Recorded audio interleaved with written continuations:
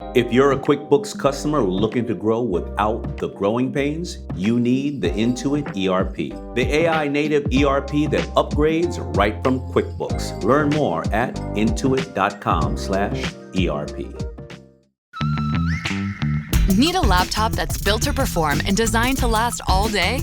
Select Windows 11 PCs starting at $499.99 are now at Best Buy. Learn more at bestbuy.com. Best Buy. Imagine that.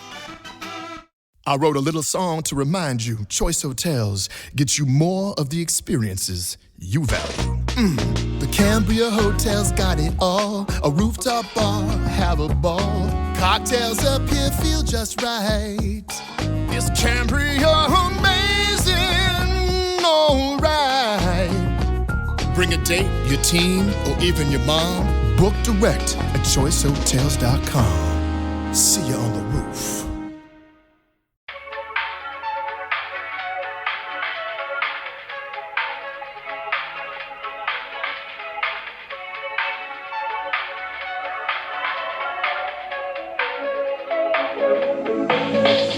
You need to pay for your crimes is how we're starting this episode. Me? Yeah, because you suggested this movie. And to be fair, actually, you don't have to because you don't watch the trailers. I can't stress to you how deeply unprepared I was. I fucking love this movie. And I don't think that me saying that is a crime or having you watch it be a crime either. If you knew going into this movie, which I know you didn't, if you knew going into this movie, some of the things that were in this movie and you did not warn me, I would be like, how the hell could you do this to me? And Are you specifically, talking about the baby? Melissa, we had to pause. First of all, we had to keep pausing the movie to do a lap. And when I say do a lap, it wasn't even like take a breather. We had to get up off of the couch and we both just would walk around in silence the apartment or the house and then be like, okay. But for that one, we had to take a 5-minute break. We had to go back to Love Island. We had to do deep breaths. And Moms was like, so you're recording tomorrow? We have to keep going? And I was like, we have to keep going. This is a great movie. Movie. I'm traumatized. You may be traumatized. I think because this was branded as a rom-com, but it's very much comedy first. Oh my God. And then romance takes a backseat. Romance is the F plot of this movie. Like, it is not the number one objective. I laughed out loud so many times, but I also screamed at the top of my lungs.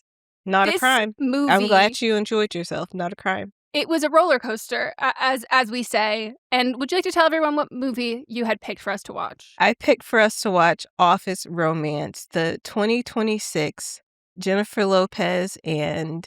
That man. Mm-hmm. And I should give him more credit because he wrote it.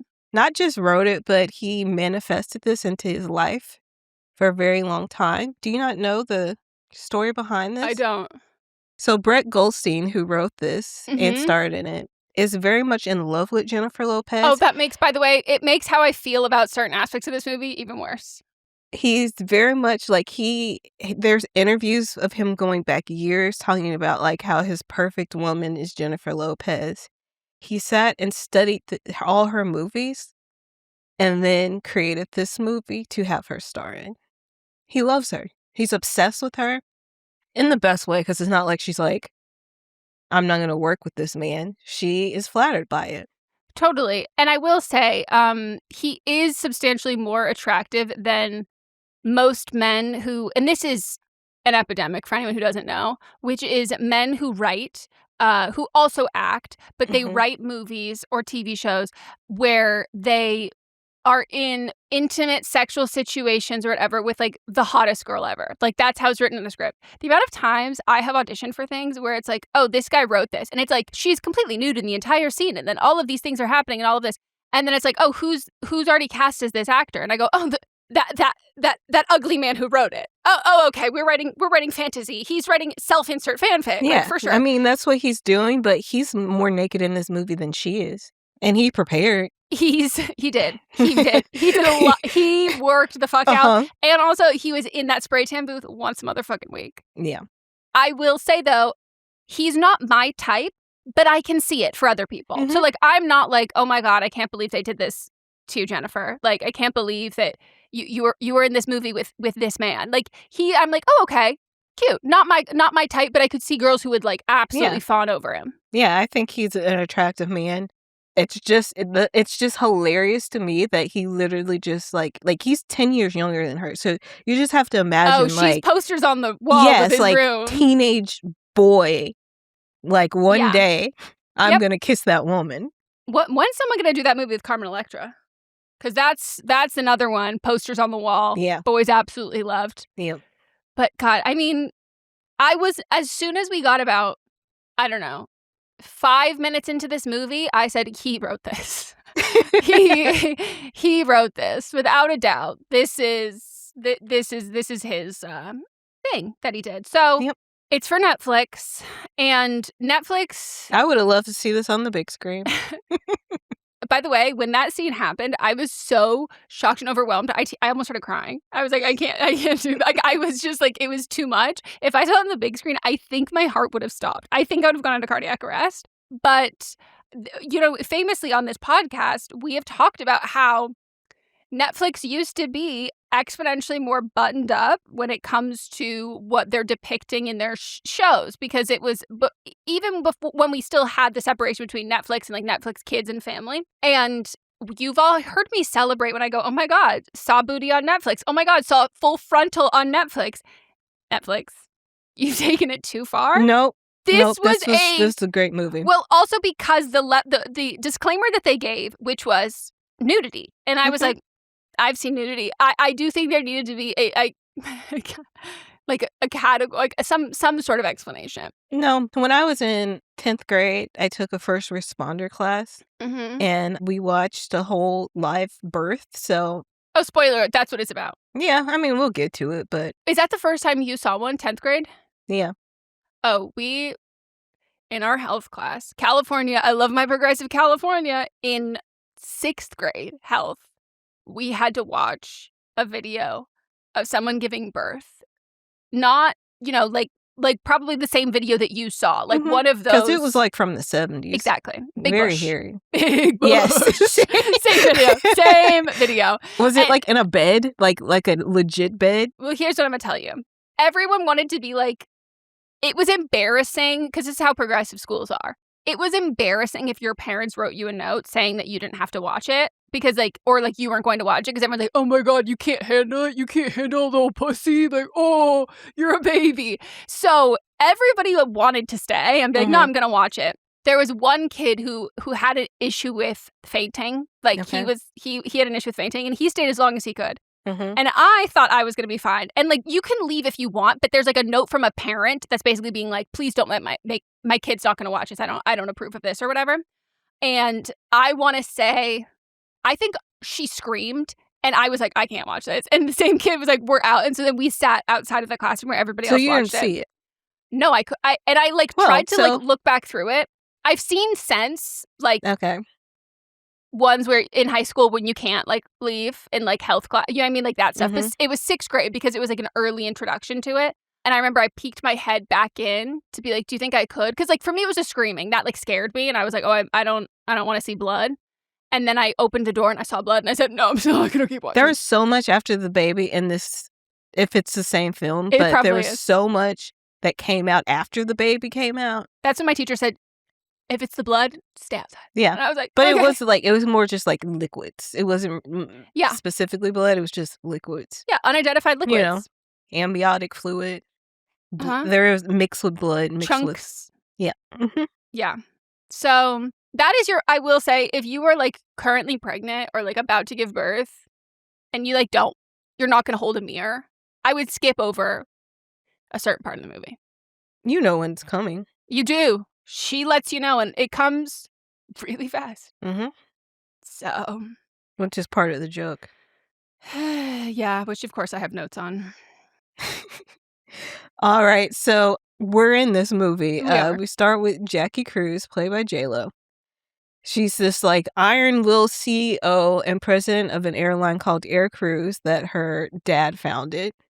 She is under constant scrutiny by the board of directors because they don't want a woman to have this job. But she's desperate to earn her father and the board's approval. So she really is like stern. People can't breathe around her. Yeah. She does not like the sound of breathing, which relatable. Yeah. Especially annoying breathers. She doesn't want people to comment on her shoes. Like, she just wants people to do their job and let her do her job. Mm-hmm. And everything's fine. She also has a zero tolerance for fraternizing. In the workplace. Yes. All over the company. Mm-hmm. She's very intense. Yeah, she's dressed as like Olivia Pope. The outfits are beautiful. Like, from the start, J-Lo shines in a rom-com. Yes. And, like, Brett knows that. Like, he knows where she shines with this. And, like, this is her. Like, white coat, everything. Even Mats was like, oh my God, Olivia Pope is the stylist. And I was like, of course. Of course. But like any other typical J-Lo rom-com role, she's not all that you see on the surface. So she's very stern with these employees and all of this. But at the same time, her, I don't know, Junior, the woman who's Sydney, who works right below her, who's like her best friend and her coworker, is extremely pregnant. And she's also obsessed with her job. Yes, obsessed with her job. And Jackie's just constantly being like, you need to take maternity leave. Like, she's being so, like, caring for her friend. And Matsu was like, wait, I don't get it. Like, she's so nice. And then everyone else is, like, so afraid of her. And I go, yeah, that's the point as a woman. She can't be respected if everyone knows that she's nice like this. And he was like, oh, yeah, totally. And I was like, that's the point. I will say, every time they said her name, when they would yell Jackie, it just made me want to do Jackie Ina's old intro. Jackie. Yeah, well. I didn't watch her, so I can't relate. It was, but anytime anyone else watches this and watches Jackie Ina's videos, specifically her old school videos, you're like, oh my God, Jackie. So then we also meet Daniel Blanchflower, who is an attorney who works at the airline. He's part of their new legal counsel, and he just moved in. All his stuff is still in boxes. He's British. An overachiever. And he's a little more serious, and everyone at his office, despite Jackie being also quite serious, they've overcompensated by being deeply goofy in like in an office, like, mockumentary, look at the camera kind of way. They're not looking at the camera, but like that same kind of morale. And we really dive in deep with him because he's going on a date with, played by Lisa Gilroy, who is so funny. Yeah. And in this, we just see, all it tells us really is that he's unlucky in love. Yeah, and even though she's DTF, but she's a hot-ass mess, this woman that he's going out on a date with. She's getting super drunk. She's ready to party, and he's not. Meanwhile, J-Lo is also going on a business dinner, but this man thinks that it's a date because everybody knows she's single, and it's like, why would she ever date you? I think we need a government program to give men mirrors. Yeah. Like, look at yourself and look at her. He's also extremely obsessed with his ex-wife and is talking about her throughout the whole dinner. And at the end of the date, Jennifer is like, well, Jackie is like, go call your wife. She's probably thinking of you. That also shows that she's also a caring person. And then Daniel's date is, even though her lip is busted and she's been vomiting, it's like, you're a pussy for not coming up with me. Yes. And her face is crazy. I don't even think she has a top lift at that point. Like, it's literally just teeth and blood. When I'm saying her lip is, like, I'm not saying her face is busted as in, like, she's ugly. The lip is gone. She, like, literally busted her face. Yeah. She doesn't have a top lip anymore. Like, it's split in half and it's curled on the sides. Like, you just see teeth and gum. It's very jarring. I thought it was a cute intro. I like in rom-coms where the intro isn't, don't get me wrong, I love movies like Love Actually or whatever, but like I love it, like, despite its like very glaring problems. There's so many problems with Love Actually. But like the intro specifically where it's like, oh, the movie starts with you walking in on like getting cheated on. And I'm like, okay, that's all I'm seeing is like, I'm about to watch a movie of an hour and a half of your rebound from your marriage. But like this, it was like, oh, you're both like wanting to date, ready to date. And like these dates are not like necessarily mature. You're not getting out of a relationship or anything like that. And I was like, okay, this feels like adults dating. Yes. You know? So I liked that. So at work, I think she's like an assistant, is very much into his business, but he keeps his business close to his chest. He's also like, I'm British. When I say hi, it's not an invitation for you to keep talking. Like, we're just working. Mats was like, I love that mentality. And I was like, you suck. Like, I love that mentality too. So you think I suck as well? No. Because, by the way, girls are allowed to do things that boys aren't allowed to do. Obviously, you know I have a double standard with that. But also, like, I was like, Mats, you do care about when you ask people how they... If you don't care, you're not asking. And he was like, that's also true. And I was like, yeah, you actually care when you're asking for it. Yeah, and he wasn't really asking. It was just true. The what he was saying. She just used the phrasing. She used it as a way to keep talking. Mm-hmm. So Jackie's in a lawsuit. I don't really understand airline speak. No, Melissa, the way that was initially why we had to keep pausing, because I had to keep going like, okay, so who works for what in the airline? So she bought some terminals at some airline. But didn't know you did that. It seemed like I knew that only because Allegiant Air, there is a flight that used to go back and forth between here and Northwest Arkansas, which was one of my there's only 2 direct flights I can choose from. Yeah. That one or the American one. And they stopped doing that one because they hiked up the prices. Oh my God, like the rental fee? Like yes, your they hiked lease? it up and they're like, we're a budget airline. So if they're hiking it up, we don't want to make it unaffordable for you. But I'm like, I don't want it because also it's like the other one's plane. American. Yeah, American's plane. That plane is small that goes back. Small. Allegiant had a big ass plane. I'm Mm. like, I actually would prefer just to pay more money to be on the bigger plane because it doesn't feel like it's gonna fall out the air every 2 seconds. Yeah, which by the way is also a theme of this fucking movie. Yes. This movie left me like fearful. Like I was afraid. Like I had a lot of fear. You sound like you were on something watching this, which I know you weren't. No, because I wasn't. You don't. But like it just really did cherry pick some of like my like worst fears. Yeah. So this seemed like, I think they like trying to make it seem like it was a under the table deal, but her lawyer is on the phone. The general counsel. Senior general counsel is on the phone talking shit while he's eating a breakfast burrito and chokes on the burrito. Yep. Thought that man was about to die. Yeah. He didn't die, but his life flashed before his eyes and he was like, can't do this anymore. He also sued the food truck. Yes. So now Daniel has to step up, like still the boxes are not unpacked, brand new, all of that. And like he just got there. So nobody assumes he's even been briefed on this. But of course, he's read overachiever. Everything. Absolute overachiever. And so they are introduced. And this is where I said he wrote this movie because he walks in and he goes, oh my God. The most beautiful woman I've ever seen in my life. You're glowing. And he like legitimately says it out loud. Yes, and I was he says like, you're glowing. He... And he also compliments her shoes, which is something they already told him not to do.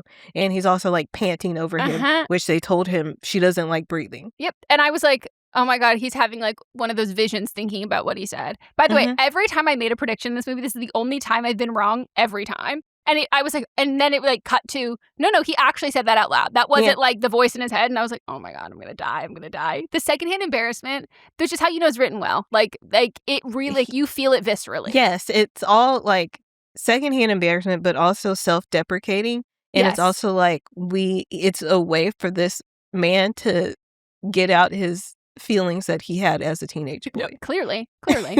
And so she's like, what the fuck? But clearly she's like, I mean, he's cute, so he can like kind of get away with this. But and like, he's British, that bumbling British type thing. Yeah, and we'll find out more about that later. And he was like, so then they go into the meeting, and it's from the Birdcage. What's his name? No, not him. From Desperate Housewives. It's Rex. Nope, not Rex. It's after Rex. It's the one Trisha Paytas dated. Oh yeah, I forgot about that. You told me about that like 2 years ago. There's so many people in this film. No, when I went to like go look up just to confirm that he wrote it, and I click on it, and there's like 7 cast members who are billed higher than people who we've seen, and I go, didn't even know you were going to be in this movie. When do you appear? Bradley Whitford is there. Yes. Yeah.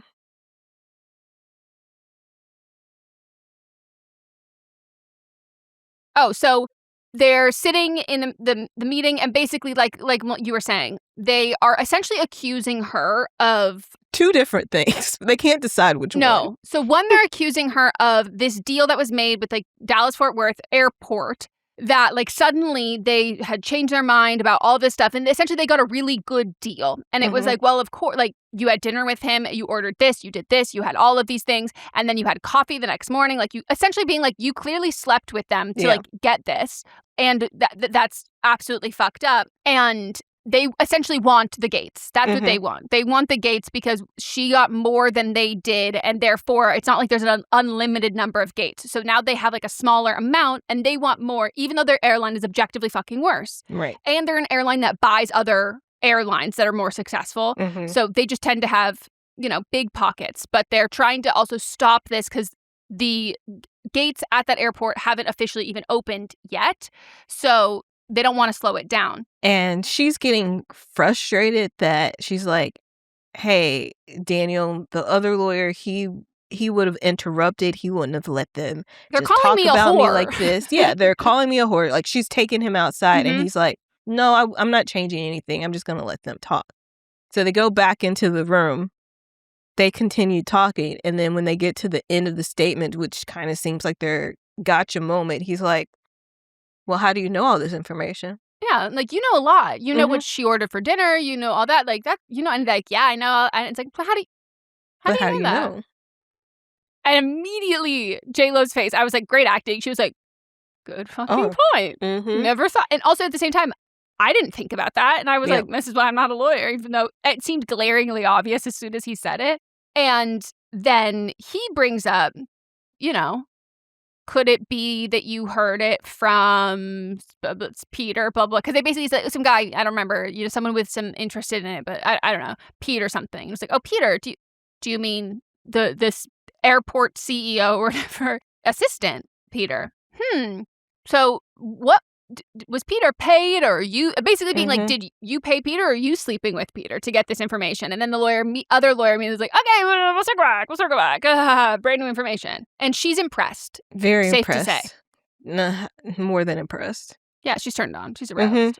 So they start spending a little bit more time with each other. Then they go back to her office and they're shaking hands, and he gets a full boner. This moment. That's when I knew. Actually, I think that happened before this. I can't remember. I can't remember either, but that was the moment where I think I was like, he wrote this. He wrote this. And Mott's was, you know Mott's buttoned up at work. A guy immediately paused and he goes, I can't. HR needs to get involved. Like, and I have to say, the whole time that like this aspect. And money, it's just shaking hands. And he is a fucking boner. But the part that I like had to remind myself with, I had to be like, Meghan, you're working an office job with Michael B. Jordan. Like, I had to swap because I was like, her being like, oh my God. I was like, you have just been sexually harassed at work. What do you mean? But I'm like, I have to reframe this, that like, this is my exact type of guy. I think he's so, like, he's my perfect man. And perfect man thinks I'm a perfect woman. So like, I have to, so I literally had to keep reminding myself of that because I'm like, this is harassment in the workplace. And this is why I don't condone office romance. Yeah, I don't like office romances, but he apologized immediately and he tried to, excuse my words, talk it down. But, she's not mortified by it. No, not at all. I also do want to give a shout out. She thinks it's kind of funny. Oh, she thinks it's funny and like flirty. And I'm like, my God. I do want to give a shout out. One of my favorite lines in the movie, and it truly might be like my favorite line at all, was the stenographer Vanessa, who after he did his little thing, she goes, good job. I was like, I cackled at that because I was like, by the way, me if I was in court, and then like a lawyer, I'd be like, great job. Like, that was really good. Like, I was on the edge of my seat. Like, I was like, loved that.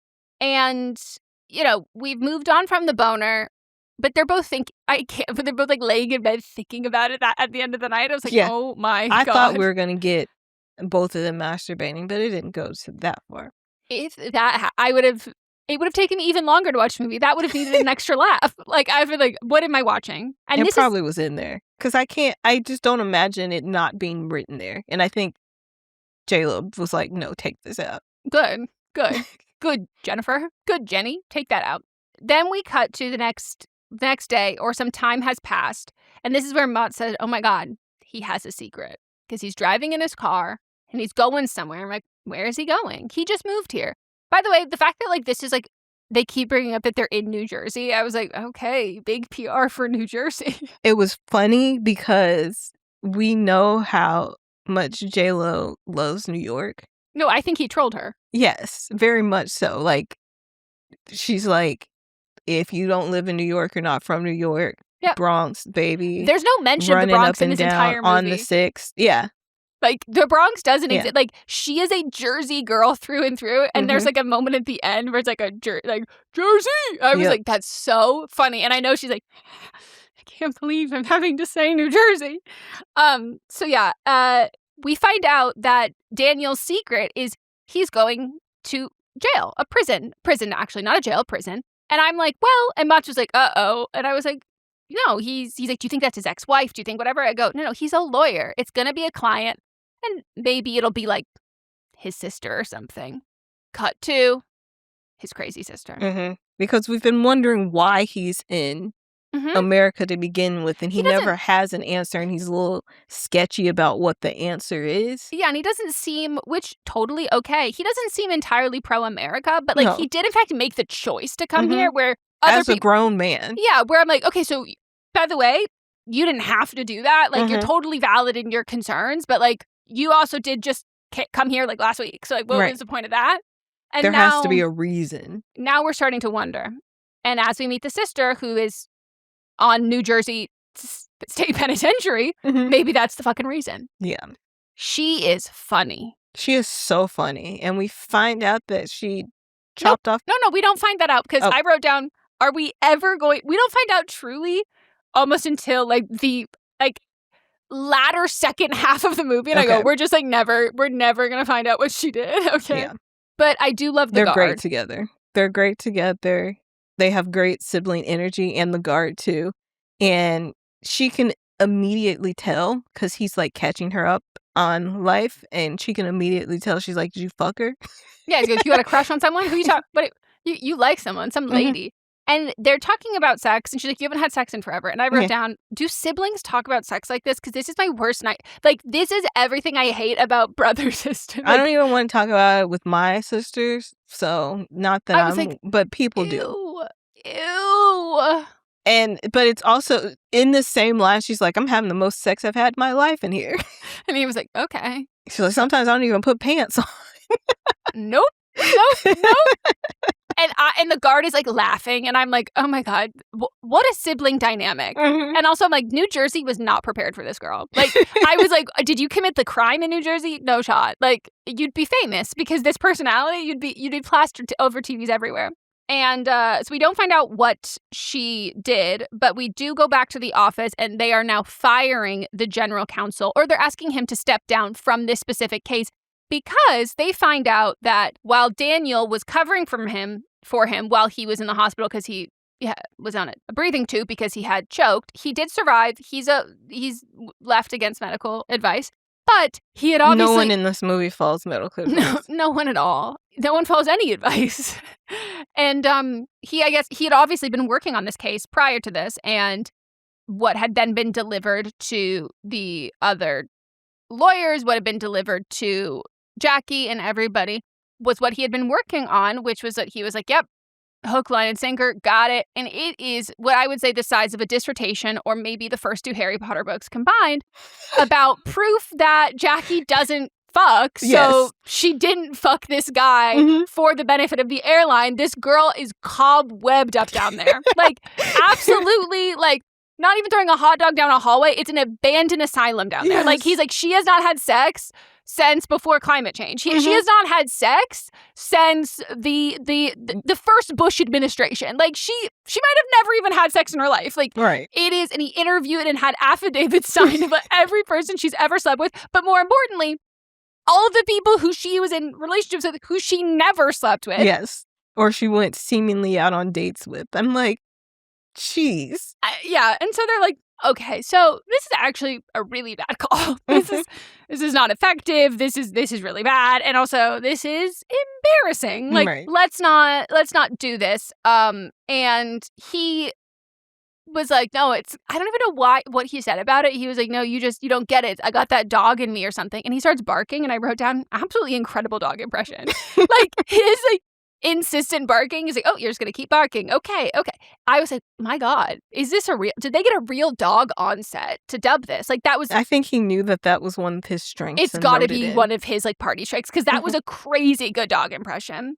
And so he comes back into her office, Daniel does. You've got Daniel, her assistant best friend, Sydney, and Jackie together. And they're basically being like, okay, you can't do this. And they're being like, well, we don't want anyone to think of you. It's okay that you're an odd prude. And then he was like, what about a choosy queen? And she said, I like that one. I was like, oh my God.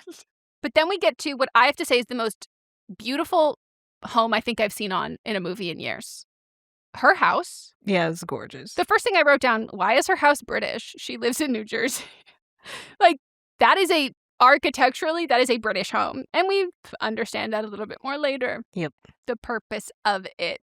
And this is where I wrote down, I don't know why this movie's kind of working on me. I'm laughing. It's a great movie. Yeah. It's a really good movie. I told Mods, I was like, I don't know if it is like that it's just a solid script or if it's like the actors. It's everything. But I think what it is like the script is objectively crazy. Like, it's crazy, so you can't predict where it's going.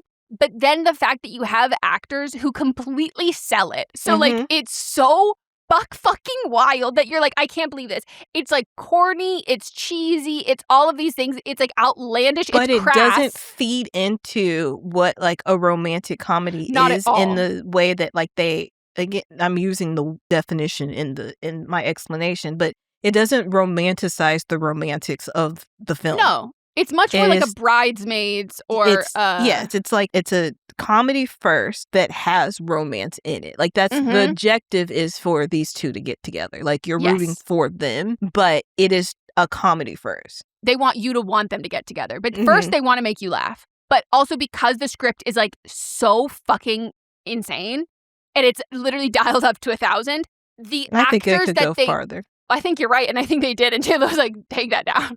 But, like, truly, though, like, the actors, the people who are in it sell it in a way that it makes it even funnier, in a way that it overtakes any of, like, the cringe aspect of, or, like, the cheesy kind of things of it.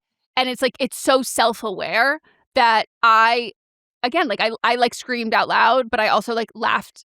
I laughed so fucking hard, and I would watch it again. Mott's, I don't think ever would. He's truly scarred. It's so good. But it's like, so. I thought he would love this film since he loves Set It Up and stuff like that. I thought he was gonna love this movie. By the way, he did. He said, he goes, so is your pick next week? And I go, why? Do you have one? He goes, that new Zoe Deutsch movie? And I go, it's not gonna be like Set It Up, babe. That movie is like a very sad, depressing film.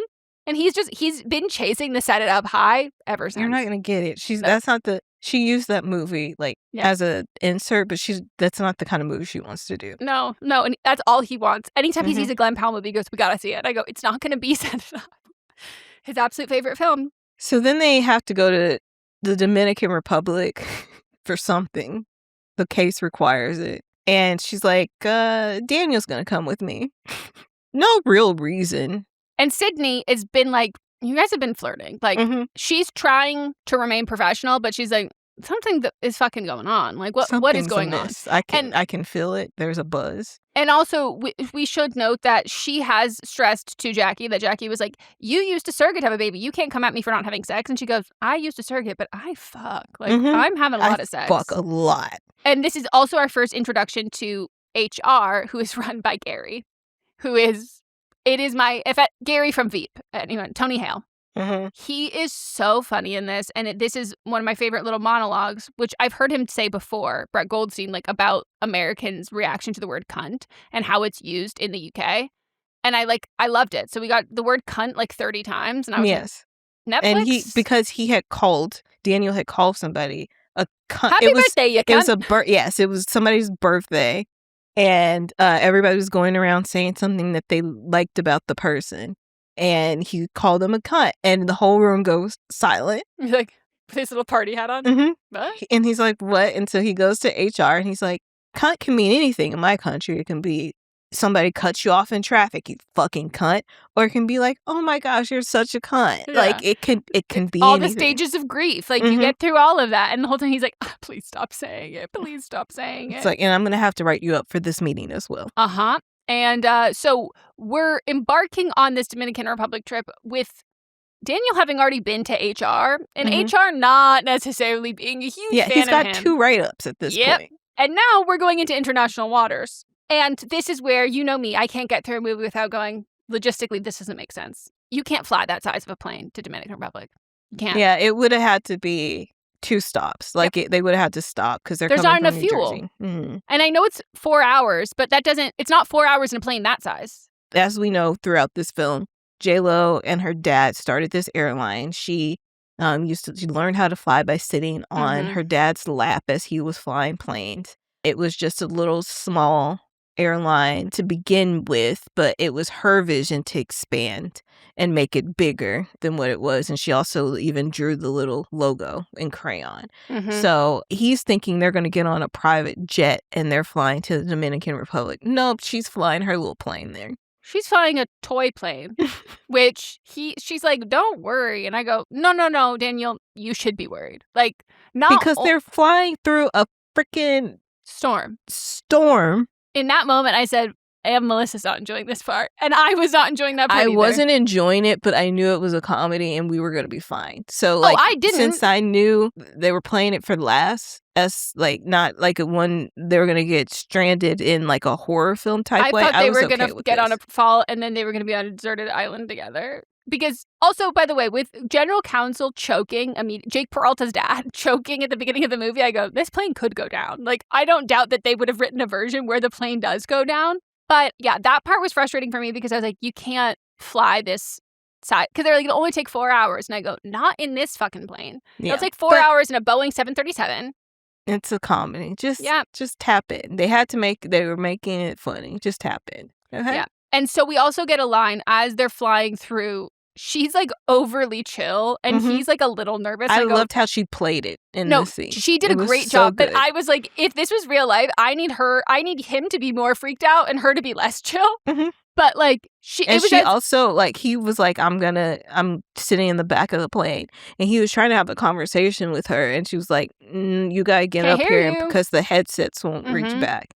And so, like, he was in the back of the plane, and then they go through the storm, and he's, like, looking at the storm now. Yep. And she said something like, I won't let you fall out of the sky. And it was just, like, a good line delivery, and I was like, oh, that's, and then they break through the clouds. It's, like, perfectly clear, and she, like, looks over at him and smiles. She's like, told you. And he's, like, so fucking deeply in love with this woman. Yes. You can see the childhood posters on the bedroom just, like, in the back of his eyes. And then we get to the Dominican Republic, which this setting is the setting of, specifically this restaurant is every Adam Sandler movie ever. Yes, that's exactly what I was thinking when I saw it. I was like, okay, I've seen this place before. I've seen this in every Adam Sandler movie because he goes, if I'm making a movie, I would like to be on vacation. Yep. And now that his kids are old enough, he goes, bring them along too. And they're acting. Yep. So they go there, they both have their separate rooms that are next to each other, and after they've taken care of some business, and it's very clear when they're having like lunch that these two want to fuck. Like they're basically playing footsie under the table. But as they're going back to their rooms, he asks her to go to dinner. She didn't hear him, and it's like, what'd you say? And he thinks it's more of like, I'm trying to brush him off, so I'm pretending like I didn't hear. Do you really want to say that? And so he just takes it back, but then she asks him point blank, and he immediately says yes. I also want to note that Mott said it was a missed opportunity during the flight for him not to have a fear boner. And I was like, is that real? And he goes, I don't know, but it's in movies. And I was like, okay, because I could see that. Because she also wrote down at one point, she says, he was looking at the storm. She goes, don't look at that. Look at me. And I go, no, you look at the storm, J-Lo. You look at the storm. Look where you're flying. And I'm not an anxious flyer, but it's also because I don't get on planes that motherfucking size. Yeah. So they go out to dinner and they decide to drink, which they... Again, if this was... And it's not again because I haven't said it before, but if the roles were reversed and he was the boss... this would have been a very different movie. It would have been bad. Yeah. It would have been bad. And this is why I always say when people are like, well, if the roles are reversed, and I go, well, there's a lot of history you got to shift in order for that to make it. Yeah. To make us, we have to live in Barbie world in order for those circumstances. But I will say, Because he doesn't want to drink. No. She's like, you're getting a drink. We'll just have one. We'll just have one. And the part that kills me is I think that, like, it's okay to make a bad decision, but make, like, don't make the worst one. Like, make one that's, like, slightly smarter. So both of them are saying that, like, neither of them, like, they don't really drink that much. But, like, we're on vacation, whatever. And I can't stress to everybody who's listening to this. They're not on vacation either. No, they're on a business trip. It's their mindset. They go, but we're on vacation. I go, truly, you're not on vacation. You're literally at work. You just happen to have sand. I can't stress to people enough. If you're like, oh, I'm not a big drinker, but like, okay, I'm at a work trip. What am I going to do? What you're not going to do is get a frozen blended drink that's sugary. I can't stress to you. Like, that's the worst call you can make. Have a glass of wine. I don't even want you to do that. But like, if I have wine, I'm going straight to sleep. There you go. And that's what we should have done. Right. But no, they not only have one, they have multiple drinks. Drinks. Coladas, which I was like, this is what you drink when you're 21. And you're like, I'm actually looking to get railed by like, anyone I see. I mean, she knows that this man is attracted to her. Yeah. And also, she's attracted to him. And then she's like, let's dance. The hangover is going to be bad. They get up and dance, and it's not like it's a faster beat song at first. And then, as it does in every movie, when two people are awkwardly dancing together. But also, it was a moment for he wanted to see J-Lo dance. We also got an ass shot too. We got before this when they were walking up to their rooms. We've gotten yes, but this one was like so deliberate. Like it lingered on both of their asses. Like he was like, okay, I can't, I can't just have her in an ass shot. But this is a very lingering shot. But she also like makes it known that she knows that he's into her ass. Yes. So she saunters the whole movie. When I think in the scene where she got a boner, he says that she has a perfect ass. Yeah, something like that. And she like turns like she's in slow-mo in that one. He's like, oh my God. So they're dancing, grinding, and then it turns slow, and the chemistry is very palpable. Yeah. And so next thing we know, we're back at one of their little bungalows. Clothes are ripping off. We're absolutely destroying this hotel room, which I was like, that's what the pina coladas will fucking do to you. The inhibitions out the window. So much so that the next day, she's like, I thought you were going to be a gentle lover. And I was like, oh my God. Shocked. She got reeled. Absolutely. And he was like, well, it's not like I'd been like, He's like, by the way, exactly what I thought it would be like, which I thought was such a funny like way to say that. He goes, because without a doubt, I've been thinking about this like all the time. Like, it's exactly what I thought. And I was like, it literally sounds like he had sex with J-Lo. And he was like, yeah, I did it. Then they order room service. And the next day. Who walks in but Amy Sedaris. And I go, why is this white woman, a white American woman in the Dominican Republic? It's a great question. Antenna went up. Yeah, mine didn't like that because I just was like, she's being so funny in this. She is she's always funny. She's like hilarious. That woman, I saw her give a house tour, and I don't even think she was trying to be funny. And she was funny. And the funny part is they always say that their third sibling, who's like not famous, is the funniest one. And I was like, imagine that being your flex. Yeah. Where it's like, there's Amy Sedaris, there's David Sedaris, and then it's like, oh, if you knew our third sibling, they're by far way funnier than both of us. And we've both made like millions of dollars in careers on being funny. And that one's funny for free. Crazy. And I wrote down, okay, now we're playing house because they're just like covering and being like, oh, my husband ordered the and they're like talking like, oh, sweetie. And I was like, okay, you guys don't have to do that. People in the Dominican Republic are also aware that like you can just like fuck someone on vacation. Right. Like, okay. It felt like such a weird... But I think because they were on the business trip. But it was also them living in their fantasy because they were like, once we get back home, we can't continue this. Yes. And, of course, there's caveats to that because once we get back home, but international waters, then we get a shot of them flying back. And I said, no one's flying that fucking plane. That's such a bad... I was like, what a bad shot. You couldn't even put like a fucking wig in there. And then I see a wig. And I see a wig in the back of the plane. Moving and shaking, and then we get a Titanic hand window, and on I said, the window. They are fucking in the back of the plane while the plane is flying for them. By the way, so he's gone from being scared to fly to fucking in a plane, and also this is a legit Mile High movie. Yeah. Oh my God, yes. But also the fact that like she not once in both times we've now seen her fly a plane has not had any communication with air traffic control whatsoever. That I was like, girl, this is quite. What if you collide in the sky? Like. We haven't heard you talk to anyone at all. And I was like, I understand that they're short-staffed, but good God, is there not someone that you could talk to? Then we get back to the office, and it's very clear that they've been fucking. and There's that a stench of Musk, of sex on them. And Sydney knows immediately. She goes, Mhm. oh my God, you fucking had sex. She's asked, when did it start? Yeah. And they're both like being like, no, of course not. No. But we can also tell that they actually, plot twist, have no intention of stopping. Right. They're like, we're actually just going to keep going with this. Mhm. We're going to have some more fun. They're having sex everywhere. In her office. That stressed me out so bad. And it was funny because we see her like move her skirt, but she's fully dressed. The door closes and he's standing there completely naked. Of course. You know when you have sex with a boy for the first time and they get undressed faster than you're like, you blink and you've unclasped your bra and they're completely naked and you're like, oh my God, so quickly. They get excited. They get so excited. But I think she just hiked up her skirt. Yeah. I don't think she was No. gonna be naked to begin with. She's in the office and he's like, I'll get totally naked. It's fun. You know, of course, you're a lady. So they're having a time. We're having essentially an office workplace sex montage. And then he goes over to her house seemingly for the first time. Again, beautiful home. And I was like, do you think he's going to mention, like, your house is like weirdly British? Like, this is not a New Jersey home. And he asks where the bathroom is. And she's like, oh, to the first door on the right. First door on the right. And then as he's walking, she clicks and goes, oh my God, no, left. First one, left. And he has walked into what we later learn is called her British room. This part, I burst out laughing. I was like, this is so funny. So funny.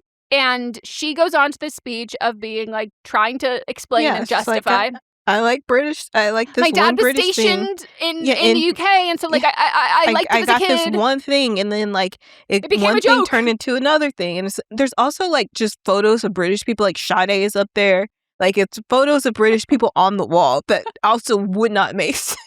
It was the detail in it is so fucking funny. There's quite literally a throne, and he goes sit on that. She goes, "I'm sorry, that's actually just for royalty." And he goes, "I'm so sorry," and like gets off it. Like she's trying so hard to pass this off as a joke, but like, and she's like, airport gift shop, and I'm like, girl, they don't sell us at the airport gift shop. They're not selling full-fledged army gear in the gift shop. And there's like he's like picking up the stuff, and like immediately after he picks it up, she like put it back down and like fix it how it is. Fixed it, yeah. And she's like, whatever. Okay, he's just kind of like, okay, brushing it off. He goes to the bathroom. He says, so this is like a fetish. Like, this is like a kink. Like, I'm your kink. And she's like, no. And he's like, And Mott's at this point, he was like, they can't have this be the conflict. And I was like, what do you mean? And he was like, no guy would like care. And I go, no, of course, this isn't going to be the conflict. He's going to love this. He's going to be like, sick, I'm in. Like, this is going to be a win for him, not like a, this is weird.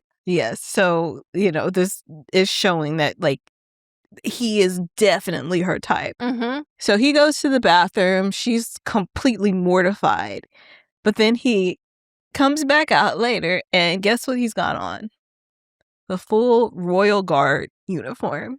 And fuzzy boom mic hat included. Yes. And she is instantly like wet. Like, and he is also obsessed with this.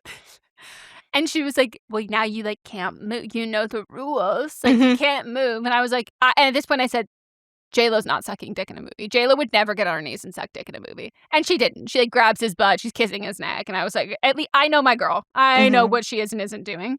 And then, it's getting a little more heated. And then she's like, keep the hat on. And I was like, oh my gosh.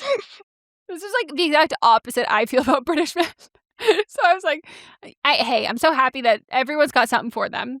And we get to their pillow talk, all that. And they're like talking about the relationship and everything. And I just wrote down, I'm so confused why we've not discussed getting a new job. Like, I understand that we're still dealing with this legal case. But by the way, you could date him and like still have him be informed about the legal case. You could have him do that, but he could also just not work there anymore.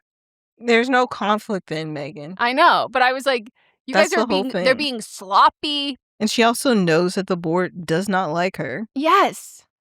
But, they're thinking not with their heads above their shoulders. Well, and they also don't even like him. Right. And I was like, this is just not good for your cred. And he also has 2 strikes. Remember that. Yep, that's what I'm saying. I'm just like, this is just not, we're not thinking ahead.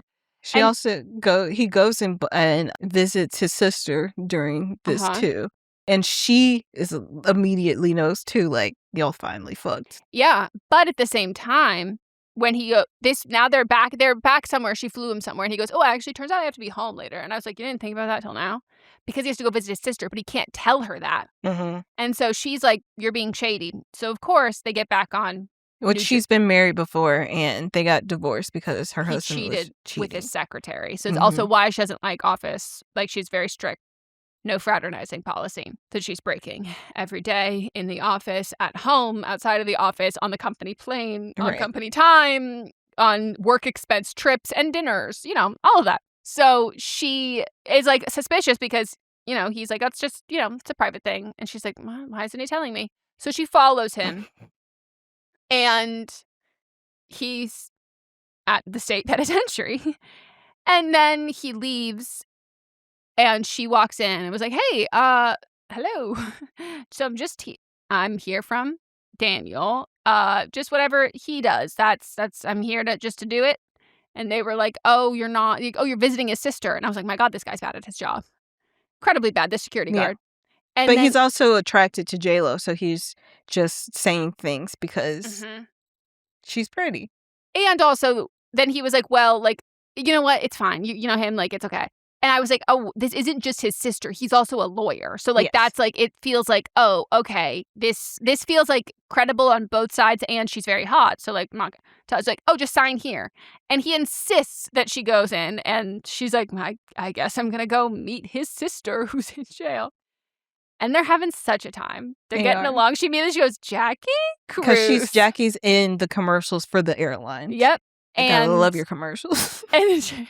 and they're just getting along. They're gabbing. They're loving it. And this is where we find out, again, almost towards the end of the movie, this is where we find out what his sister did, which was like, hey, so like, why, what happened? It was like, oh, well, the crime happened overseas. My brother, it was death penalty, and he didn't want that. And so, like, he, like, worked it all the way he could, and, like, this is how he got me here. It's a great place. I really love it. I'm having a good time here. Like, I love this. And she was like, okay, death penalty. Like, what'd you do? She's like, I sliced off a man's head with a machete. And she was like, oh, okay. Mm-hmm. And it's truly every reaction from a woman going like, relatable. Well, I'm sure you had a reason. He probably deserved it. He probably didn't need that head. And you were the one with the tools and the capabilities to make that happen. Mm-hmm. And so, they're getting along, but she does end it with being like, and hey, don't hurt my brother, because warning, I can do stuff. And she was like, oh God, you can. Okay, for sure. It goes as well as it can when you meet your workplace fuck buddy's sister who is in prison. Mm-hmm. Gets out of there, and who has been waiting? Because I'm assuming she just, like, left her fucking car, and he was like, what is her car doing here? And he was like, hello. And it's revealed that she, in fact, followed him.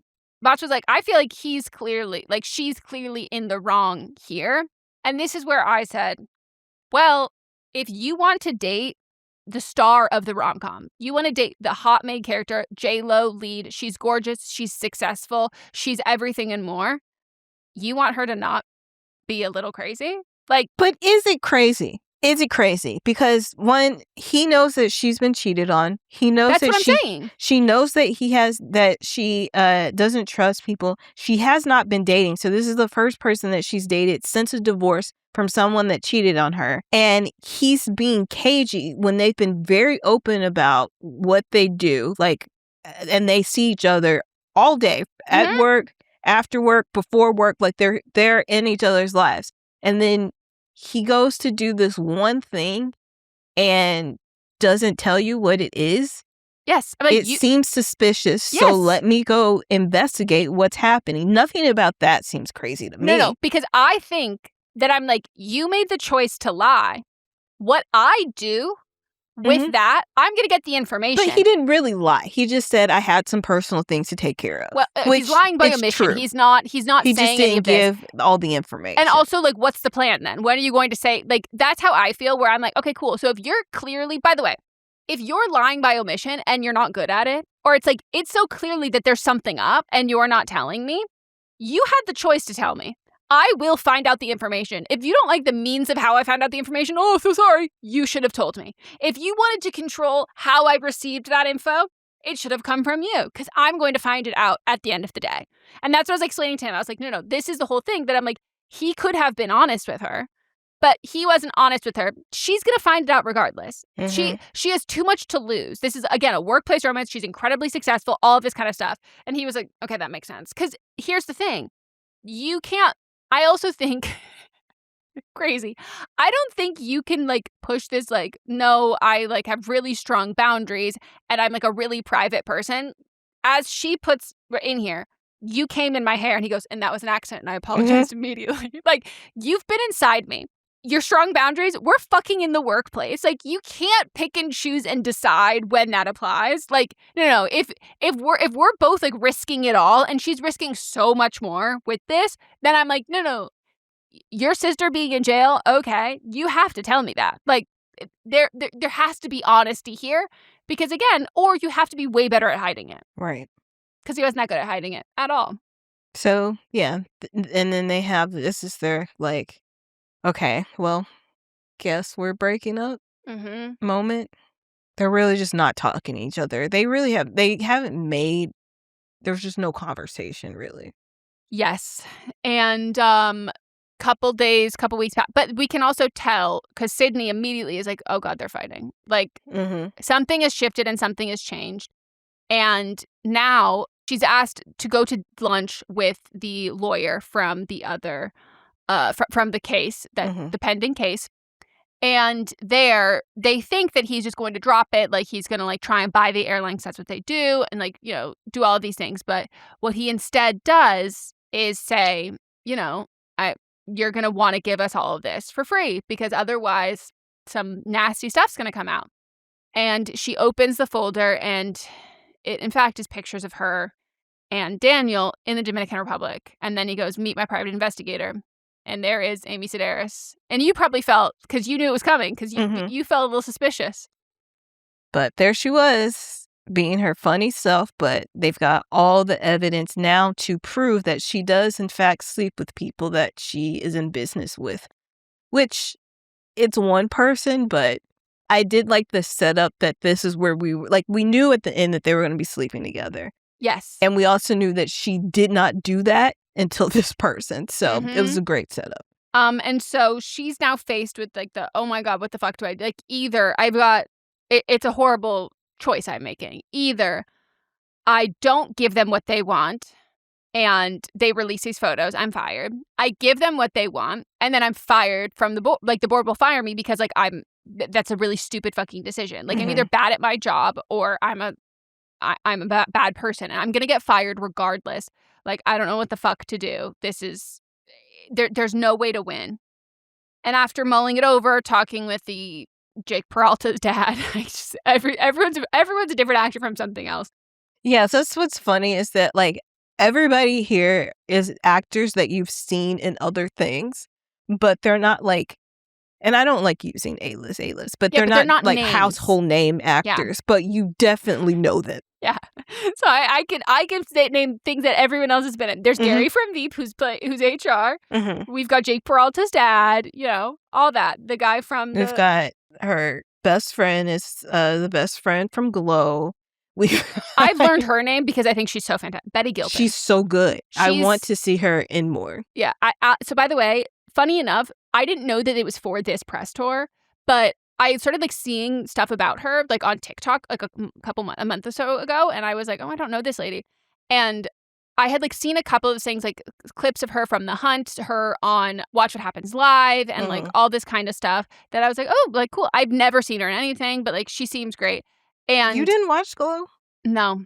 I know. You'd fucking love it. I know, but then it got canceled, and then I was like, oh, I don't want to like be sad when I watch it. I think I could watch it now. It ends on like a place because it is like based on history too. It's like so like it ends on a place where you know what the next thing is gonna be. So it doesn't. It's not necessarily like I just know people were pissed. Yes, I was pissed. I was pissed. And I was like, I don't want to be that. We were getting set up for the next thing, but like because now that I look back on it, I'm like because I have no history, I know what the next thing is, so I'm not necessarily like angry, but and like, enough time has passed for me that I'm like, I think I wouldn't be as sad. Like, but I have plans to watch it.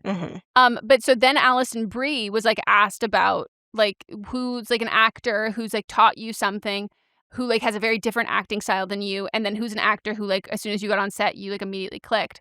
And she was like, well, the answer is like kind of the same for both, but like Betty Gilpin. And then she starts like crying and she goes, I don't know, like I can't, like she's just so amazing. And then I was like, oh my God, this woman died. Like I was like, damn, like she was just on Watch What Happens Live and she like just died. And I'm watching this Alison Brie clip, and then finally Alison's like, I don't know why I'm crying. Like she's like one of my best friends and she's great. She's like not dead, but like I'm just obsessed with her and she's so talented. And I was like, oh my God, okay. I went through the first minute and a half of this video thinking that she died, but now that's how I know her name. Because I was like, Betty Gilpin died.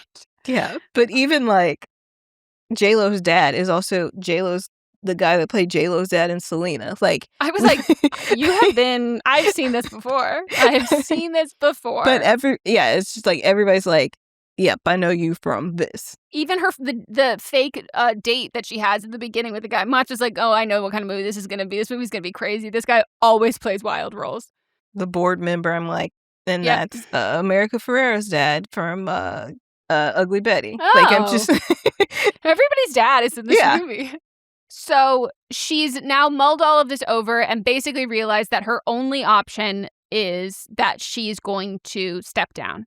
And that way that the photos can't be used, which I was like, I feel like they could still leak the photos, but, you know, whatever. But they won't have as much ammo. There won't be as much power behind it. It won't change the things. And so, like, the airline can still continue on. All of these things can still happen. And she also doesn't want other people to lose their job. Like, this is just going to be bad. And so she's like, I'm going to step down. I'm going to step down. And she wants her friend to take over, too. And Sydney is like, fuck no. No. By the way, again, she's about to give birth any day. Yes, like she's past 9 weeks. months. Like, she's like minutes away. Yes. Literally. There's a constant threat of childbirth in the air and between her legs. And so she's being like, no, you're not fucking quitting. Like, that's bullshit. You've like built this company up. And she's like so anti this, even though she wants her to take it over. And she's like, no fucking way. So she now decides at the same time she's decided to do this. Daniel has also letter of resignation. He's resigned because he also doesn't want there to be any more issues there. He's going to a firm in New York City. But then he tells her, like, basically, like, I just have to say one last thing to you. You need to fucking stand up to him. And she was like, to the board, I know. And he goes, no, your dad. Like, you need to stand up to your dad.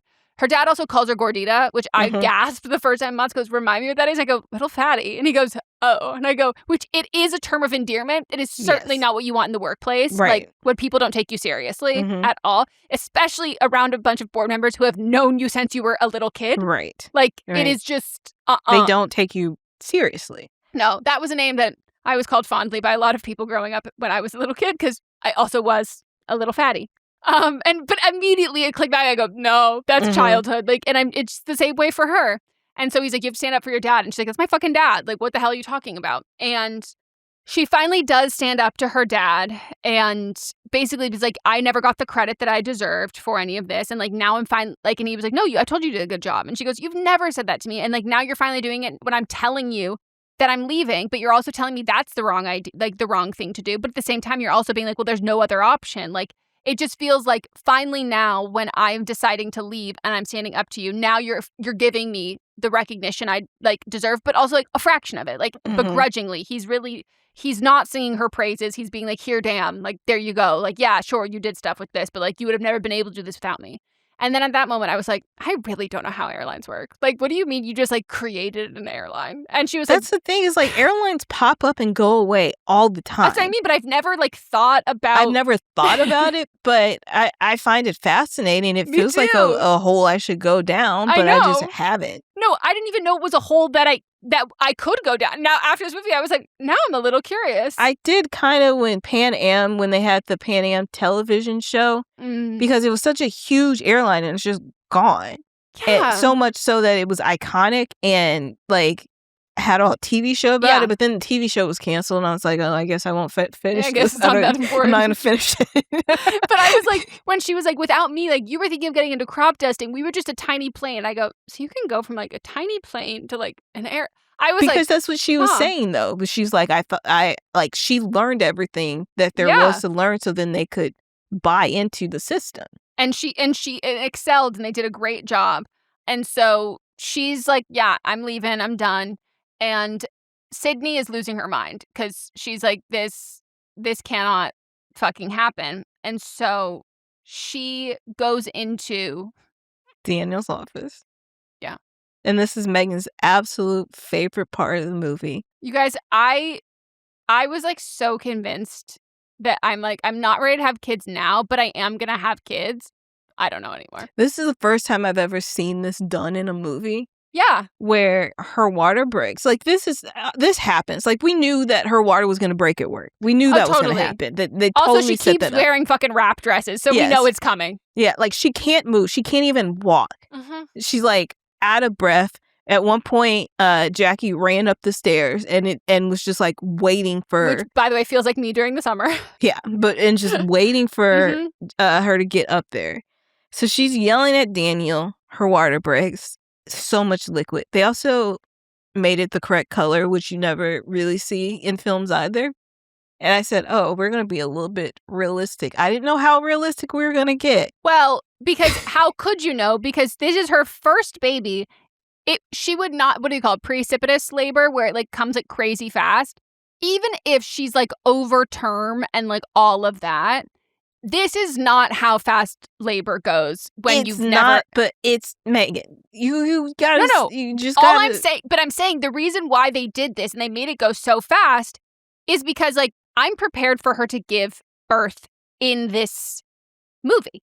Her water breaks. I'm prepared for her to give birth in this movie. So I'm not preparing my eyes and my body for what we see mere seconds later that and that's why they had to do it, because like I've never seen a human body used as a jump scare like that. And it was a comedy. It was a full-blown jump scare, and it was. I do think this will change nudity and body horror. This isn't body horror. It's a beautiful part of life. We've all been through. No, but body horror is still like if you break a bone, that's considered body horror. I know, and but that's I'm a natural saying thing. Life is beautiful. Life is beautiful. So therefore, I'm not knocking I'm just saying the whole point of body horror is like that's breaking a bone isn't beautiful. No, resetting a bone, that's beautiful. No, exactly. There's no different. But it's the aspect of it that it's like in the sense of like real things happening to bodies. They're not mutant. It's not like infect all of that. But it reminds me of No Hard Feelings. Where have you ever seen that? I haven't seen it. Okay, but they use nudity in that, which is my favorite, which we use it in my movie too. Nudity for the sake of comedy. And they use nudity for comedy in that moment. And I was like, that will be a cultural shift. And this feels like the same sort of thing, where it's like we're using this in a way that it's like... Because they set it up how it's set up all the time in movies. Like, or in TV shows too. It's like, you know, the baby's coming. You've got to get down there and look at it. So he gets down there. And he's like, I don't think this is appropriate. And she's like, no, you have to do it. Like, the baby is coming. She lifts up her shirt, by the way, dress. He looks and then we look. Mm-hmm. The head is fully out and we see the head coming out. We see a fucking vagina. We see, again, what Melissa saw in 10th grade, 11th grade, and what I neglected to see in 6th grade. For. We see childbirth. We see a head and by the way, she is being so fucking funny in this whole scene. And I looked it up and I was like, I bet she had a kid recently too, and this was cathartic. And she did. She had her second baby in 2024. And so they have called in Jackie, who now they're on either side. You've got Daniel and you've got and she's holding both of their faces. Like, tell them the truth. I know you fucked. I know you fucked. Because they've been denying it the whole time. And she's like, I'm not going to push it till you tell me that you fucked. And they're like, we did, and we stopped. stop. And she's like, oh, and then the baby comes out and it's, of course, not a real baby because but by the way, I don't know why we use a fake baby that is also too big. You know what I Because mean? then when you swap in the real baby, you don't want it to be off. I don't think we ever saw the real baby. But I'm just, the baby that comes out, usually like in TV shows Yes, and it's stuff, always- those babies are a few weeks old. Yes. So we've got to have the fake baby also they be a probably few don't weeks make ago. the fake babies that are Right, that they don't young. make them You're right, smaller you're right, unless you're right. it is like for like the baby was preemie or something. Yes, like, yes, you're right, on you're screen. right. By the way, it's just, again, so everyone knows, you don't just see the vagina shot one time. Like, No. it happened. And it was well done. I also could not believe my eyes. Couldn't believe it. I was lying in bed and I said, oh, this movie, this is when I was like, this movie's going down in history and it's not being talked about enough. I screamed at the top of my lungs. I'm not kidding. I started crying. I was just so overwhelmed. I don't know why you cried. Melissa, I don't either. Like, I was just so... That's why I'm like, were you on something? No, I was just so shocked and overwhelmed that I was like, I just started crying. And we had to pause the movie for 10 minutes. We did multiple laps around the home. And then we had to watch Love Island. Serious. Because we had to get back in it. Serious. I told Mott's and I looked at him and I said, I'm not doing that. And he goes, yeah, you don't have to do that right now. And I go, I. And he goes, you don't have to do that Cut if you it ever out. want to. And I was like, I can't. And then, by the way, if I had made because you inspired me because you've been going to the gynecologist and I was like, I'm going to make appointments. I have one on coming Wednesday. And then I've got one like at the end of July. And when making these appointments, I'm always buddy with the schedulers at like doctor's offices. Cause like, I'm always like, they're like, when do you want the appointment? I'm like, okay, so here's the thing. Like, I don't want to drive in traffic, whatever. And I remember they were like, what do you want? I was like, I have an appointment just to get my regular pap smear. And then I also, because you can't do that at your well woman visit, like, I just wanted one to like talk about, like, I'd love to see how many, if I need to because I was like, here's the thing, my spiel. My birthday's coming up. I'm getting older and like, I don't want to have a kid right now, but like, I want to know, do I have like time to not freeze my eggs yet if I'm like ready in a couple years, or do I need to freeze my eggs? And she goes, okay, when's your birthday? And I was like, August 4th. And she goes, okay, I'm thinking you have your pap smear first. And then you have your birthday, you have fun, and then we have the appointment, and like it'll help you feel, and she was like very much on my level. If I had watched this movie before, I'd be like, hey ma'am, did you see Office Romance? Because she had a child later, and like, it really made me think. But I swear to God, when I meet this lady at the front office of this gynecologist, I'm gonna be like, did you watch that movie? Like, that has scarred me. Because here I was thinking I was being so proactive about like family planning, and now I'm like, put a pin in that, because my God, that scared the shit out of me. There's other ways to birth a child. Yeah, there are. There are. They can remove your intestines. Mm-hmm. You also don't have to carry the child. Yeah. I have like a weird morbid fascination with pregnant. Not morbid, but like I have like it's one of those things that like I'm so in awe of like how it happens. Mm-hmm. But I'm also like, and I also learned a lot about like maternal mortality. I knew like the risks and all of that, like that, growing up, that was something that I learned a lot about. And so I have such like the same way that like Mott's is like terrified of spiders, but like wants to read everything about them. That's like how I feel about birth, where I'm like so fascinated by how the human body can do this. But like, also I'm not one of those people who's like ignorant of like, oh, people have been doing this for centuries. And I go, yeah, not always successfully. Like there's a lot of all of those aspects to it. But somehow in all of that, I have purposely avoided seeing the crotch shot in a real life depiction as opposed to drawing. And this one, it's just so crazy how big it gets. Yeah. Like, I already think we have too many holes, and the idea that a hole just gets that big is so scary. And I'm just thinking of the breeze in the hole. Yeah, both my sisters have tried vaginally, and then they're like, baby's not going to make it out of here. We get like through the hole, so we got to cut you open. So I feel like I should just skip it. Yeah. Yeah. They both have 3 children apiece, so. Yeah, I think if you go based on the sample study of data, right, might as well opt for the one that's more likely just to start. Right. Yeah, this is jarring. Moving on. So he quits. He goes to New Jersey. They're both fantasizing about the other. She goes for a walk across the bridge, and New York is behind her. He's at a bar, and one of her commercials is playing behind him. They're missing each other, but, you know, they still got to make money. Mm-hmm. So, but then she's like, you know what? I'm actually going to quit. She's holding a press conference and he's about to resign. And, but he is trying to make it because her friend has already told him, like, this cannot happen. Because she returns to work immediately, like the next day, barely walking, nipples leaking. Yep. Makes no sense. And we already know she's like, I've hired 4 nannies. Yep. Anyway, she's there. She's like, this can't happen. So he's driving to the meeting, but decides to go through the tunnel. And there's and the traffic's too much going on. He's late to the meeting. Bangs on the window, and this is such a rom-com moment here where, of course, she's giving a press conference where there's a very large window where you can see out of it. Of course, it's very brightly lit. Of course, she's got all these cameras and microphones on her. Of course, the background behind her is just clouds moving. Mats was like, is he about to drive through this building? I was like, that would have been funny, but that would have been really expensive. Yes. Really expensive. So he goes inside and declares that she doesn't have to do it, publicly confesses his feelings, defends her abilities and competence as a CEO, and then his whole speech convinces Jackie not to resign. Her father also acknowledges that she should be CEO.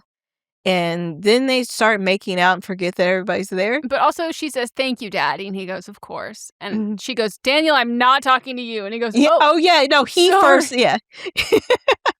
And we also forgot that one of the other press conferences, I forgot like how it came out, but she was like, oh, I would never sleep with my lawyer. And everyone's like, what? Like, okay. It was very odd. And weird. That's when Sydney was like, y'all are fucking. Yeah, okay, there's the confirmation. And this one was, so clearly they've already had multiple snafus in front of and he was employees. Like, why would you say that now if it does come out, then like, you're going to be seen as a liar. Yep. And it's very clear of that. So what did he yell when, he said we slept together? Like something, something that he yelled in front of everyone. Then it was like, oh, you know, whatever. But it was very much like, I don't know that we've solved this, but it was it was basically like, yes, we slept together, so they can't use the photos. That's what it was. She's not resigning. Yeah, because now that you don't have the photos that are used, which I will say they don't have to say this part, but it's kind of like, men do this all the fucking time. Yeah. Like, men do this all the time. They can keep their jobs, they can maintain their jobs. It is what it is. But like, they're getting back together. Yeah. You know. And she also went to her old lawyer who is now living his best life. He gave the food truck back to the original owner. And now I liked that because it was like, okay, he's not taking advantage of this man that owns a food truck where he just wasn't chewing his food. Yeah, he goes, he taught me how to chew properly. And they were like, so you own the food truck? He goes, no, I gave it back. I just work here now. Yeah. He's like loving it. Yeah, he's very happy, weight lifted off. And she's also like, this is a very good burrito. And he was the one like encouraging her to sit down. Yeah, and also got good advice. Daniel got good advice from his sister, who was like, if you asked me if I would chop that man's head off with a machete again, I would say yes. And like, I sit here and I think about it all the time, and I'm happy with my decision. I would do it again in a heartbeat. So like, make sure whatever decision you make, if you're sitting in a prison cell for years, that you're still happy with it. Like, that's what you should do. And I was like, honestly, weird way to phrase it, but like totally, really impactful. I really get it. And isn't this a lady that I'd never watched Doctor Who, but she's the first Doctor Who woman? Oh, probably. There's 1,000 of them. Yeah, but woman. She's the first woman. Oh, sure. I buy think that. So. I think she would be great at it. I've never seen it. But her hair's blonde, I think, or white, maybe. But I believe that's right. Yeah, that's her. Jodie Whittaker. No way. Oh, yeah. She looks really different.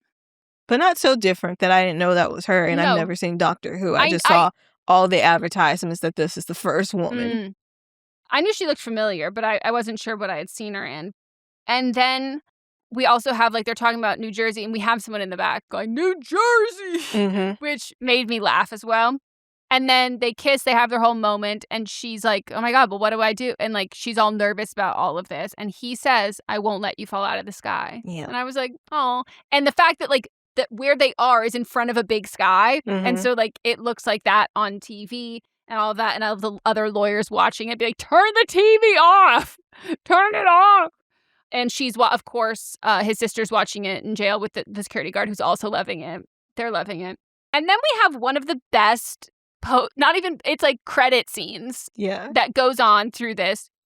We're also introduced to so many new characters. So I'm like, I have to They were around, writer. like they were standing around, but they didn't say anything. And the thing was, I recognize these people, and they're not just gonna have lines, but we're saving it all for this. Yes, and that is welcome to Gary's office. It is HR time. And now, everybody's fucking. Yeah, so now that we've changed the policy to like a hard and fast no fraternizing rule. It's you need to let HR know, keep HR in the loop, which is typical for most companies. Yep. And so it is now just a revolving door of plot twist. Everyone at this company has fucked, is fucking, or will be fucking each other. Or watching other people fuck.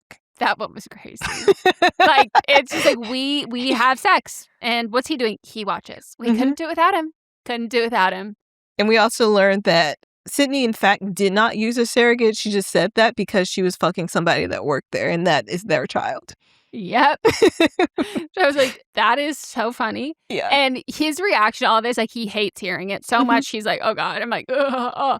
And then we also, almost at the very end, we get Jackie and Daniel coming in, handing him a wedding invite, saying, letting you know, it's above board now. And he goes, oh, thank God. It's the best news I've ever heard. Like, oh my God, we don't have to, like, they're married. This is totally okay. Wonderful. They're loving it. It's like the best thing it could ever be. You know, it's no longer an HR headache. You know, no more sleepless nights for you. And as they leave and they shut the door, there's another employee there, butt naked, who he has been fucking. Right. And I was like, So oh my good. God. He was so funny in this. He's just got the best facial expressions. Yeah. But what a movie. I thoroughly enjoyed it. I think if you don't enjoy it, you either don't have a sense of humor or you hate J-Lo. And I implore everyone, if you haven't seen all their interviews together while they're doing the press tour, to watch those, because you see how deep this man's love is. They're also like, you know, they play silly games during press tours. The people interviewing them like will do things, and it's like there was one where it was like, name this J-Lo rom-com or something. He got everyone right. She was stumbling over the answers. Oh, he's a fan. And he was saying it just very matter-of-factly, like, yes, this is like as if it was his name. Like every Kelly Clarkson fan, when they do like Kelly versus fan and she doesn't know any of her own songs, they go, this is just, of course I know it. Of course I know it. So I'm rooting for whatever, if this was his final outcome, I'm rooting for that. Great movie. 2 thumbs up for me. Loved it immensely. We'll probably watch it again. It has the lowest score that I've ever seen Roger Ebert give any movie ever. He's a hater. Well, he's dead, but the company that by the way, has his website name is literally just a blog overrun with ads. Like, it looks shitty. Yeah. Half a star. I've never seen a 0.5. But and it does not does deserve that. It doesn't deserve that. People just hate her. Yeah. And I just think that it's crazy that people hate her when, like, objectively, first of all, politically, she's what everyone wants all of their celebrities to be. Like, she is very politically active. She's also very vocal, and like not just like Democrats. She's given money to Palestine for years. But she shines as an actress. Yes. If you want to hate on it, like, you want her to do less music. You want her to do more music? But like even the music, when she was like popping off in the music scene, everybody loved her music. It's like this retro thing where people are looking back at it and now are hating her. Because at the time, everyone loved it. Also, she can dance. You want her to dance. Like, I just think that, like, there are things, if you're like, oh, I don't want this. I also, I love a diva. I'm addicted to a diva. I'm addicted to a woman who runs a set. Like, it's the military, and I'm addicted to that because, like, men get to, like, send dead animals to their co-stars and, like, rape people and, like, still make movies. And, like, women can't be mean. I'm all for a bitch woman renaissance, but also, like, the thing that she shines in more than anything is rom-coms. Yep. So, like, she's phenomenal in rom-coms. Like, she just is. And the thing I will say is, like, I think as I sit with it more and I watch it again, I'm sure I would I was so It not was just fucking you were prepared. more tapped. You were thinking you're going I was thinking into Made in a Manhattan. rom-com. I was thinking, and also This her is outfits. a comedy straight movie that also has romance. No, this is like The Hangover. Like it is like it is also so stressful. Like I just had But no they set idea. you up for it in the beginning. Oh, I completely. As soon as I saw that bloody no lip, I was like, uh-oh, I'm fucked. I'm absolutely fucked. So I think as I sit with it more, because like right now what I'm rating it is like 3 of my, I don't even know what my new medication for my heart is called, but like 3 of those little pills that's taking my heart rate down. Like I'm rating it like a roller coaster of cinema that like this was my personal tower of terror. And I will go back and write it another time. But like right now, I thought I was going on a merry-go-round, and turns out, Tower of Terror. It was so jarring. And it was well done. The acting was phenomenal. The writing was good. I laughed. I laughed. I laughed. I cried and I screamed. I did all of it. So I know I said 2 thumbs up before. So I take it back. Not 2 thumbs up. 2 dicks up. And some semen in the hair. That was an accident. I apologize when it happened. That was another Such a good line. Like, such a good line. Like, those are things that happen. But, other than like, there's something about Mary. When have we really talked about it? And like the fact that was an accident. She thought she was putting gel in her hair. And we're not even seeing it. We're just referencing it and just like, and that was an accident. And there's so many little references like that throughout the movie. Yeah. It's just, and like, it's just powerhouse comedians. Like, again, the fact that there's a line delivery of just being like, good job, like, is so fucking funny. It's impeccable. Like, all of it's great. Or even like Amy Sedaris when they're like, she's a private detective. She goes, I know, it's the only thing I'm good at. Believe me, if I could tap dance. Right. But she's like, and I'm like rooting for you guys. Like, I love it. I ship it. Cute. So like, it's just so, I just hope people watch it are prepared. Because, like, I do think Mats is going to work today, like, absolutely scarred. Like, he's, I'm sure, going to ask everybody at work, wait, did anyone see that movie? And, again, Netflix rom-com, we both thought we were seeing Set It Up. Yeah, I thought it was going to be just that typical rom-com, which I love rom-coms, but I thought it was going to be that typical thing. And I was pleasantly surprised by this. You were terrifyingly surprised by it. But watch it again, and I think you'll love it. Well, we also have to know that I am not like you in the sense that I do watch trailers. I do know all of that stuff. So I did, in fact, go into this movie completely blind, which I don't like to do because I do, in fact, have large reactions like that. Yeah. And I start crying. Yeah. So, yeah. But again, this is why it's so important. And the same reason why I told Mats that for my pick, we're not going to be doing the Zoe Deutsch movie because it is, in fact, about her dead sister. And people have said it's one of the saddest movies they've seen in their lifetime. So...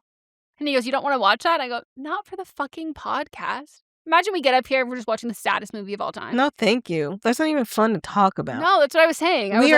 We are comedy adjacent in our viewing. And then we're going to sit here and crack jokes about a dead sister? No, thank you. I know. So... No, we're cracking jokes about sisters that chop heads off. That are alive and have killed other people. Yes. Okay? Silly. You know the movie I really want to pick? I just know you won't see it. What? The new Minions movie. If you want me to watch it, I'll watch it. Do I need to watch the other ones to watch it, Melissa, that's the best part about the Minions, of course not. Okay, if you want me to watch it, I'll watch it. Let me see. I did see someone made a post saying that, like, this is the epitome of queer cinema. Like, it is just a true wonderful story. Isn't the main dude gay? Who? The evil man. He's not a minion. I know, but he's not in the movie. Who do they report to? Well, so in the Minions movies, that's Despicable Me, Gru. But isn't he gay? I thought they said no, but he's like a little, like, I thought they said like he was gay. Like, he's married to a woman. Okay, queer. But I thought it was said. I'm sure it is. Like, okay, he is married to a woman. He's at least a little gay. Like, it's yeah. Oh, his twin brother is gay, Drew. Yeah, with the hair. Gru and Drew. They were separated. Like I knew somebody. They were separated at birth, and each parent got a twin, and they didn't know they had to. It was very Parent Trap. Okay, so I'm not going to see Moana live action. No, thank you. That movie looks... I would immediately say absolutely not. The other one is The Invite. I've heard The Invite is, like, amazing. What is that? It's Olivia Wilde directed it. It's an A24 movie. Oh, it's the one with the four yes. of them. Yes. And I've heard it's where it's like we're down to fuck. And people said that like you have to see it in theaters because like it the Tell the Bee. I don't know if you ever followed him on TikTok before you left, but Tell the Bees on TikTok, he like does like sociological breakdowns of like pop culture, movies, TV shows, and relationships. Skip it, even if I have opened TikTok back up now that my job has concluded. You would like him. He is like he's so shady, and he like anytime like a celebrity asks for privacy, and he goes, "Funny story, no, we're actually going to dissect everything about this." But he said he went to see the movie, and he's like, "That's a movie you see in theaters." He goes, "I've never in my life like heard a theater that laugh that loud." It's like a collective experience. Okay, so I feel like that's probably... I feel like that's what people probably want more than a Minions, though. On the live stream, people were asking for Minions. I think Mary was asking for Minions. It was someone else, too. Oh, okay. So we'll do Minions or we'll do The Invite. Well, pick one. I prefer The Invite. So we'll do The Invite. And then my pick after that is going to be... Monsters and Minions. Might not be in theaters by that time because we're taking our break after that. Well, then I guess I'm going to see 2 movies this weekend. I mean, you can go see it. We just won't be talking about it. No, that's fine. I can't stress everybody. Like, if you are in a poor place of your mental health, or you're just like in like an overwhelmed and like, you know, life is things are hard. It's too hot outside. Like, I can't stress to you how much pure, unadulterated joy the Minions bring. And we have watched. In the span of 2 weeks, Mott's and I have watched like every single one that's existed, and he keeps being like, "Are we going to theaters yet? Like, are we gonna go see Monsters and Minions?" Since I've apparently terrorized him by this very funny movie, go see both. Yeah, he deserves that. He really does. And also, guess what? I told him, I was like, "Babe, Zoe Deutsch is apparently in the new Minions movie." So I was like, "That's funny." So yeah, shout out to Minions. Shout out to J-Lo. Watch this movie. It was great. Just prepare yourself. That's all I say. I say go into it completely blind. No, I really would not recommend it won't be that. completely blind because we've told you the whole plot if you're listening now. But great movie. True. All right, well, join us on Monday for Don't Blame Me. Bye. This is a Sister Sign production hosted by me, Megan Rinks. And me, Melisa D. Montz, plus Diamond Imprint Productions. Post-production by Coco Lorenz. Production assistance by Melanie D. Watson.